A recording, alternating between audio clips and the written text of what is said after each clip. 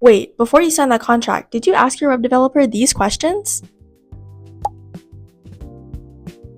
Hey guys, what's up? It's Izzy. Welcome back to another Tip Tuesday. Today is part 1 of our series all about questions that you should be asking your web developer before you sign that contract. Today's video is going to be all about the money. Wait, how much am I paying for this? And what are all these other things that I have to pay for? You're going to want to ask your web developer, how much is the build going to be? As the build is going to make up a majority part of your actual contract. And this is where the web developer might actually have questions for you, talking about, are we doing this build from the bottom up, or are we just doing a redesign? You're also going to want to make sure that you ask about a payment schedule and payment methods. So for the payment schedule, how much am I paying up front? Am I paying weekly, bi-weekly, monthly? While for the payment methods, what kind of methods do they accept and what ones just work best for you both?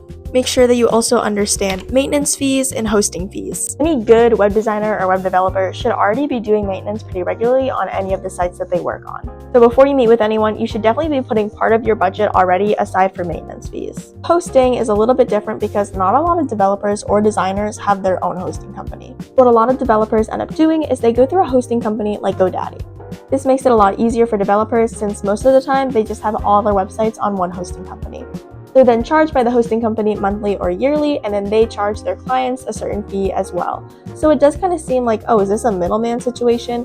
Not really, because it makes it a lot easier for the client than having to deal with a hosting company and a developer. You just stick with the developer and it's easier. And last but not least, just make sure you're always checking with your developer about different additional features like plugins or themes. Your web developer is on your side, so don't be embarrassed or scared to ask any of these questions, as they want to make sure that they give you the best website that works within your budget. You're going to hear me say this every single video for this series, but it is of the utmost importance that you have open communication and that you set clear expectations with your web developer. Well, that's it for this week. I will see you guys next week for part 2.